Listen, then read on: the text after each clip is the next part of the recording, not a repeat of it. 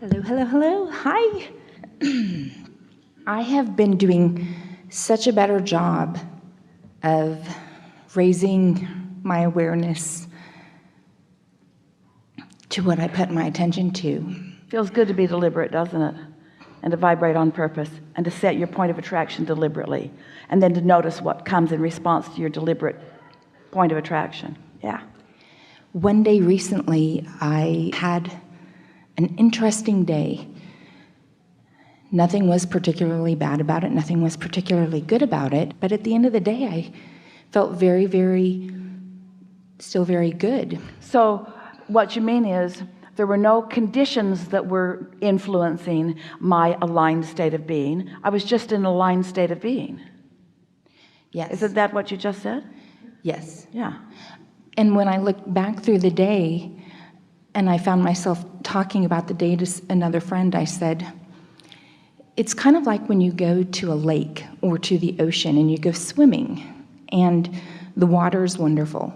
And as you're swimming, at some point you swim through a very cold patch of water, and that's nice. And you swim some more and you swim through a very warm patch of water.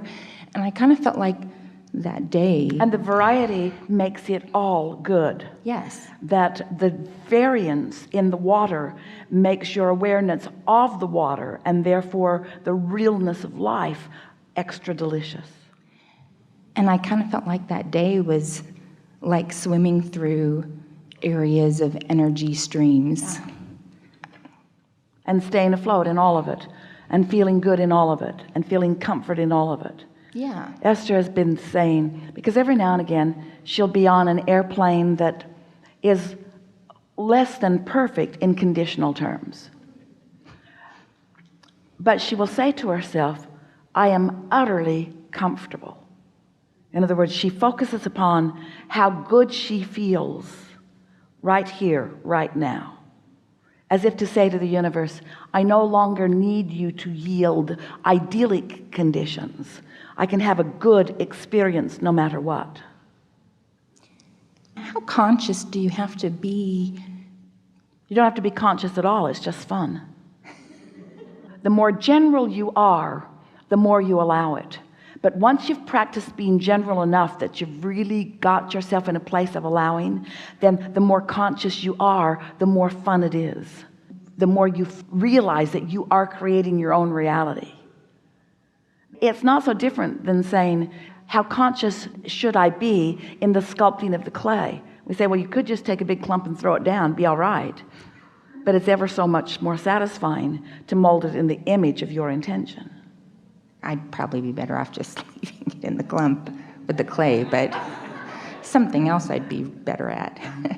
So is that better for me to focus? Maybe we didn't pick the perfect analogy for you, but we were wanting you to feel how tangible it is and how the control is yours. It still was a perfect analogy. I'm very happy to go where our conversation leads me. Yeah. With being more aware when I do see things that are not exactly the way that I would like them to be. A condition? Yes. Maybe a physical condition. I talk to myself about, well, okay, let's focus on what's really working for me right now and not the thing that's not working. And I feel like I'm doing a good job about it. You are, and that's good advice to yourself. But let's take it further. Please. Rather than just letting what I don't want help me to want to define more clearly what I do want, because there's a little effort in that, and sometimes it backfires, since that was where you were and now you're trying to get to the other side of that. Sometimes you just amplify where you are. But what about instead, or as well as, or in a more deliberate way, what about just making peace with where you are? What about acknowledging that you're on the path and that you're never in a wrong place, and then just softly turn in the direction of what you want and give yourself a break, give yourself the ease of acknowledging that it's no big deal and you don't have to do anything this red hot minute, and that all really is well, and just sort of trust in the natural momentum of the path of least resistance taking you where you want to go. Try that for a little while and watch the ease that it brings to you and the faster results, because A lot of people do this. They don't mean to. We've been talking about how every subject is really two subjects, and on one end of the stick, so to speak, is wanted, and on the other end is unwanted. So in your analogy, you're talking about maybe having found something that is unwanted and then wanting to, in our earlier terminology, pivot to the what is wanted part. But if what is unwanted is active enough that you translated it, so you're thinking about it. In other words, when you're standing there in that negative thought, that means there was a vibration that you translated into a thought and into an emotion. So there's already some momentum going, and attention to it will increase the momentum. So it's more a letting go of it. It's more a reaching for the feeling rather than trying to change the thought to produce the feeling. Do you see what we're saying? Yes, I understand what you're saying. And in other words, I don't like how this thought feels. What feeling would I prefer? Well, one of ease or. So in many areas, I'm being very, very successful with doing this. Yes. And when it comes to some of the physical things, I see them not only... Then stay off of them. This is the point that we're making. Alignment is alignment is alignment. And if some subjects get you there faster than others, then take the path of least resistance to get you there. Because when you're there, all subjects then are accommodated. That was big. But this belief that I've got to take hold of this one problem and wrestle it to the ground and kill it. We know you don't mean that and that you know better than that, but it still is sort of a tactic that you may from time to time be applying to some of those stubborn subjects. Don't tell everyone. It's between me and you.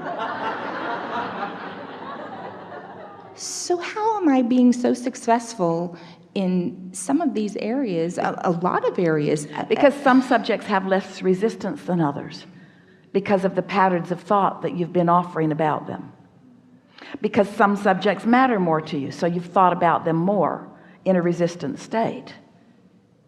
So in my desire to not think about this other thing in a negative way, I'm really just amplifying it more. Even more, in your desire to not think about it in a negative way, but to think about it in a positive way, you're amplifying the negative way because that's the vibration of where you are. It's backfiring. Because you're conditional in it rather than vibrational in it. Because you're conditional in it rather than emotional in it. If I was to be emotional in it, I would be very, very, very, very sad. But you don't want to be, right, because you're smarter than that. Right. So you pick a subject where you can feel the emotion that feels good.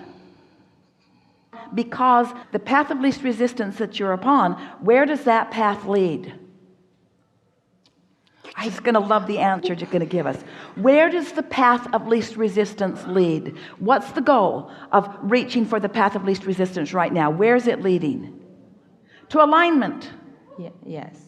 Not to weight loss, not to improve this, not to improve that, not to adjustments in physical conditions. It's leading to alignment, which then puts you in the place of receiving the impulses that cause the other to fill in.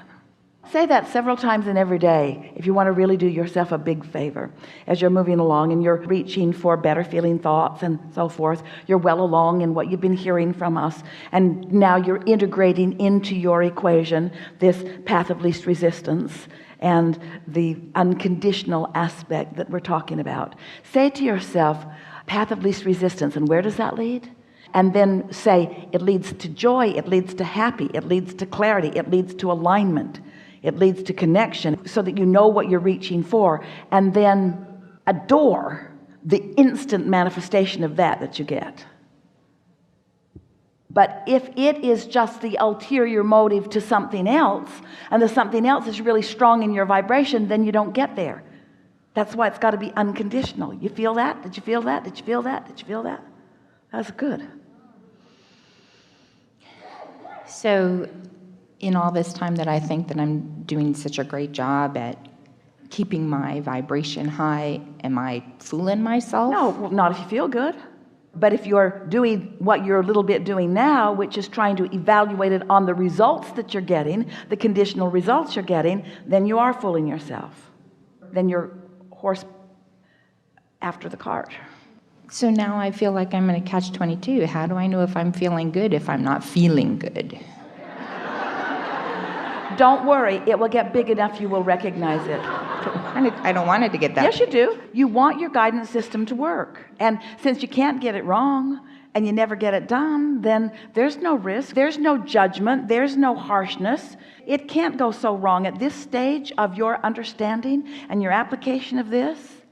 It's not different than turning left when you meant to turn right and then making a U-turn and going back. No big deal. No big deal. Thank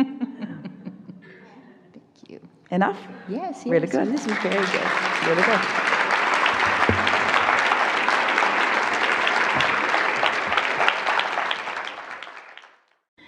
And are you refreshed? Good. Now what? I've been wanting to talk to you for a long time. Yeah?